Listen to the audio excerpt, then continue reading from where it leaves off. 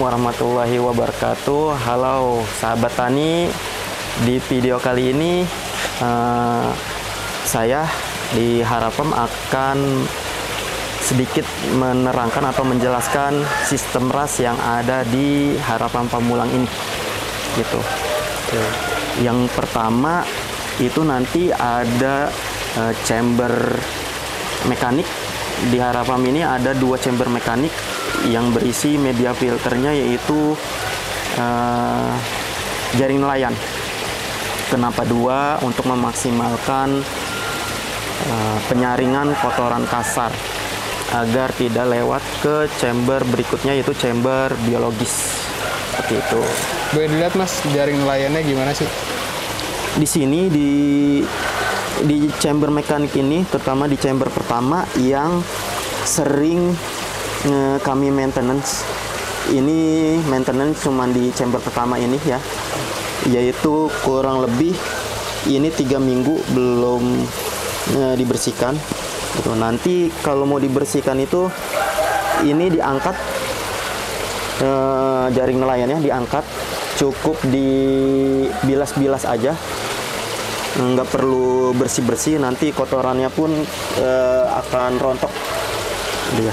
Tapi sebelumnya itu sirkulasi air harus di-off-kan dulu, dimatikan dulu Biar nggak ke sini ya? biar nggak masuk sana gitu. Nanti di sini dibilas, di sini dibuang. Oke. Seperti itu. Berikutnya apa lagi nih Mas? Untuk chamber kedua itu sama, di filter mekanik juga. Ini backup aja, ini lebih jarang dibersihkan ya. Ini mungkin berbulan-bulan tidak dibersihkan, karena selama kita jaga di chamber pertama, chamber kedua akan aman, nggak tersentuh untuk pembersihannya. Jadi cukup di chamber pertama aja untuk maintenance-nya gitu. Next, ini di chamber ketiga sudah masuk ke chamber biologis ya, atau filter biologis. Di Harapam ini berisi kulit kerang, jenis kulit kerang oyster ya, atau bisa juga dengan karang jahe. Jadi untuk menjaga kualitas atau kestabilan pH di kolam budidaya di Harapam ini gitu. Di sini pun ada waktu-waktu yang harus kita perhatikan, yaitu kurang lebih harus diperhatikan setahun sekali atau 2 tahun sekali, karena pernah di Harapam ini kulit kerang ini habis dalam waktu 2 tahun. Dia habis karena terkikis. Contohnya ya, di sini ini kulit kerang yang sudah bekerja, ini sudah terkikis dan sudah bolong juga. Ini tandanya kulit kerang atau pH buffer ini bekerja gitu. Jadi ini nggak perlu dibersihkan ya, lagi-lagi. Berarti beli lagi gitu ya Mas? Beli lagi, jadi di upgrade gitu. Misal kalau saran dari kami, misalkan umur biasanya setahun itu upgrade 50%. Misalkan ini ada 40 kilo, dengan budidaya kolam yang sesuai ya, karena kolamnya sedikit yang nggak sampai 40 kilo, disesuaikan aja. Itu 20 kilo itu upgrade masuk setiap tahunnya. Itu cukup 50% aja. Jangan sampai menunggu ini benar-benar habis, karena untuk menstabilkan pH di kolam budidaya ini butuh waktu lama. Gitu. Ada pernah ada isu selama habis ini pH buffernya, kualitas airnya berkurang, dan untuk menstabilkan lagi butuh waktu lagi. Seperti itu. Terus mana lagi nih Mas? Lanjut ke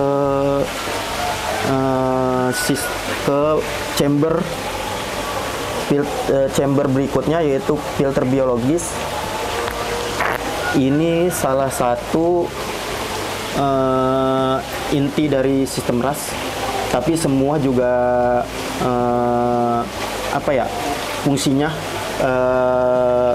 sangat penting. Dari chamber tadi 1, 2 ke pH buffer yang 3, dan ini juga salah satu yang terpenting juga. Ini chamber coldness, yaitu chamber untuk nitrifikasi, yaitu setiap kolam budidaya itu atau kolam ikan itu menghasilkan racun, yaitu dari kotoran ikan itu sendiri atau sisa pakan itu sendiri. Ya, disinilah fungsinya dari amoniak menjadi nitrit, nitrit menjadi nitrat, dan nitrat untuk bagus ke kolam budidaya itu selanjutnya. Nah, di sini kami pakai alternatif ya, alternatif karena masing-masing petani, karena kami pakai tutup botol bekas ini karena buat efisiensi budget gitu. Tapi yang lebih bagusnya ya pakai standarnya yaitu Kaltnesh. Ada kelebihan dan kekurangannya. Salah satunya yaitu kelebihannya ini lebih murah. Untuk kekurangannya ya tutup botol itu lebih berat dibanding Kaltnesh, jadi butuh aerasi yang lebih tinggi gitu. Ini wajib teraduk, harus mutar karena proses nitrifikasi ini butuh gaya atau butuh energi, yaitu dari putaran itu sendiri. Seperti itu. Kalau yang kami baca seperti itu. Dan ini dibersihin juga nggak sih, Mas? ini nggak dibersihin. Oh, enggak ya? Iya. Ini kalau dibersihkan malah fatal. Ini malah kita buat baru lagi. Karena setiap tutup botol ini atau karena Kaltnesh itu dirancang ruang-ruang atau area-area sisi-sisi yang ditempati oleh bakteri nitrifikasi. Ini contohnya sudah terbentuknya bakteri nitrifikasi, ini terlihat ya agak kecoklatan. Ini jangan dibersihkan karena kalau dibersihkan itu mengulang dari awal. Ini untuk terbentuknya ini, untuk alaminya ini sangat butuh waktu lama ya. Jika kita buat kolam ras dari awal itu belum bisa maksimal kerjanya untuk bakteri nitrifikasi ini. Mungkin teman-teman di luar itu ada cara mempercepatnya itu dengan bakteri starter di produk-produk di pabrikan. Itu. Biasanya kami sarankan ke teman-teman, jika ada yang nanya, awal untuk tebar bibit di kolam ras ini biasanya kami sarankan itu setengahnya, 50% dari kapasitas kolam. Karena di Harapam itu 1 meter kubik itu isi hanya 100 ekor ikan. Jadi sarannya teman-teman, biasanya kami sarankan hanya 50 ekor. Kenapa? Karena bakteri nitrifikasi ini masih belum banyak terbentuk. Resikonya kesehatan ikan kolamnya jadi belum terjaga penuh oleh sistem ras ini. Karena sistem ras ini butuh umur dan waktu yang cukup sampai benar-benar terbentuk sistem ras yang sudah bagus berjalannya. Seperti itu.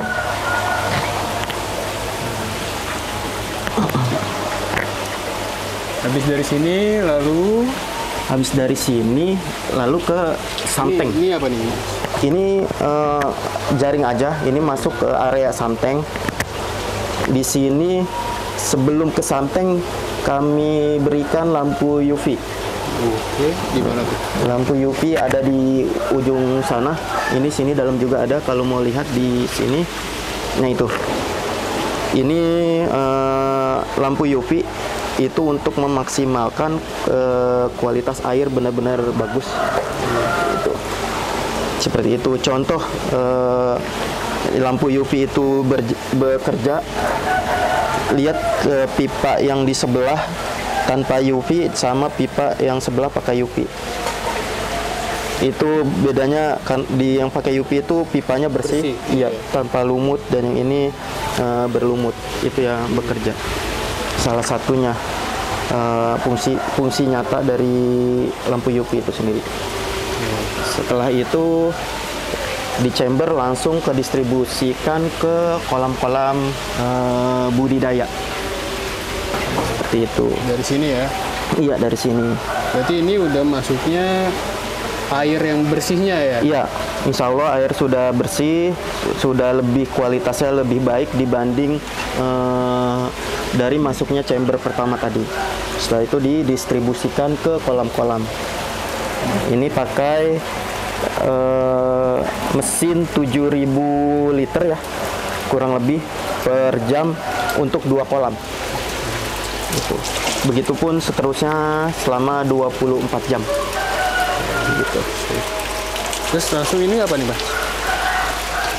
Ini lobster, beda lagi. Oh, oke. Ini lobster, beda lagi. Berarti dari sini tadi langsung ke kolam, ke distribusikan ke kolam. lewat pipa ini ya? Iya, lewat pipa. Terus di cabang-cabang lihat ke sana. Ini ada titik-titik ke kolam budidaya. Yana masuk kolam masuk gitu. Iya.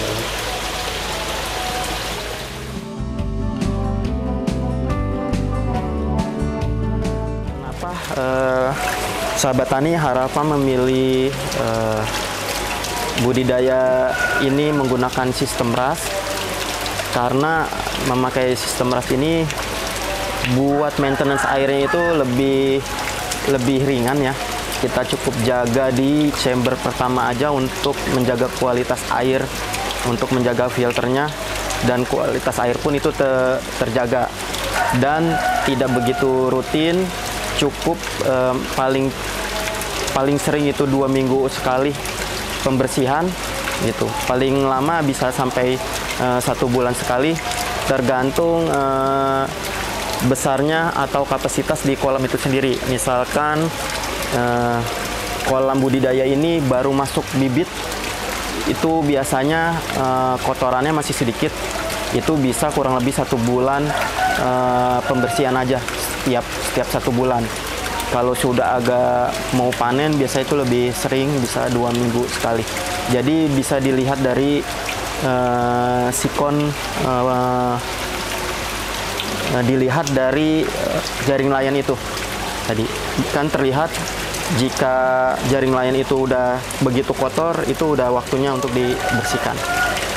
Nah, itu salah satu tipsnya, jangan sampai ditunda-tunda untuk pembersihan itu, karena sekalinya ditunda, kotoran itu akan lewat ke chamber-chamber berikutnya. Jadi semua chamber akan kotor juga. Nanti kotornya itu kotoran kasar. Kalau kotoran halus atau amoniaknya itu pasti lolos seperti itu. Kalau dia sudah lolos ke chamber-chamber biologis, itu akan repot nanti kita membersihkannya untuk bongkar-bongkar gitu. Dan rentang sekali pembersihan atau diharamkan sekali pembersihan pada chamber coldness. Karena lagi-lagi kalau chamber coldness dibersihkan atau coldnessnya dibersihkan, itu akan memulai dari awal gitu. Dan di tips yang salah satu tips lagi, mungkin di Harapam ini tidak menggunakan obat-obatan untuk budidaya, karena jika penggunaan obat-obatan akan mempengaruhi ke merusak atau merusak chamber biologis ini, terutama di coldness. Itu akan merusak atau bikin mati juga, itu sangat fatal sekali. Jadi mungkin di Harapam ini biasanya untuk memberikan obatan itu biasanya hanya cukup pakai garam aja. Itu pun kalau ada isu-isu, contohnya seperti iklim yang sangat ekstrim, itu biasanya ada beberapa ikan yang terlihat mulai berjamur, itu kita kasih garam, cukup garam krosok yang aman untuk kolam dan ikan itu sendiri. Karena efek sampingnya untuk obat-obatan itu berbahaya juga, seperti itu. Karena ini buat konsumsi, biasanya kalau untuk obat-obatan tidak bisa dikonsumsi langsung, biasanya dikarantina atau ditunda untuk konsumsinya beberapa hari kemudian. Itu biasanya ada catatan penting di setiap produk-produk obat-obatan. Seperti itu. Dan untuk airnya juga tadi terbukti ya Mas ya, sampai chamber terakhir hasilnya juga airnya bagus ya Mas? Iya, insya Allah airnya terjaga, juga bersih dan sehat untuk dikembali ke kolam budidaya gitu. Dan biasanya memang sistem RAS ini salah satu kelebihannya itu irit air gitu. Irit air, tidak buang air. Biasanya di Harapam ini setiap panen itu tidak buang air. Setelah panen bisa langsung masuk bibit baru. Jadi irit ke air gitu. Kalau untuk listriknya gimana Mas? Kalau untuk listrik ya relatif juga ya, tergantung dari kapasitas banyak kolamnya ini. Ini sekarang ini kalau lagi full di pembesaran, ini kami pakai 4 mesin aerator dan beberapa air pompa air. Itu kurang lebih hanya 400 watt, kurang lebih 400 sampai 500 watt aja kapasitas mesinnya. Dan rata-rata penggunaan listrik kurang lebih 400 sampai 600 ribu per bulan gitu. Kalau mesin full itu 600 ribu per bulan. Kalau misalnya masih bibit, biasanya mesinnya ada yang di off beberapa karena nggak butuh aerasi banyak. Jadi di off itu kurang lebih 400 ribuan per bulan rata-rata. Gitu. Jadi ya cukup mudah untuk skala rumahan. RAS ini dibilang cukup mudah ya Mas? Bisa dibilang cukup mudah. Cukup mudahnya untuk maintenance yang benar-benar pembudidaya milenial dan pembudidaya yang sibuk selain budidaya juga gitu. Dia nggak begitu maintenance banyak di air, jadi cukup kasih pakan. Selama ikan itu sehat, kita cukup kasih pakan sampai panen, angkat gitu. Tujuannya di situ atau kelebihannya di situ di kolam RAS. Jadi cukup kasih pakan pagi, siang, sore sampai panen, angkat, masuk gitu. Jadi untuk maintenance-nya terbantu di filter ini untuk maintenance kualitas air gitu.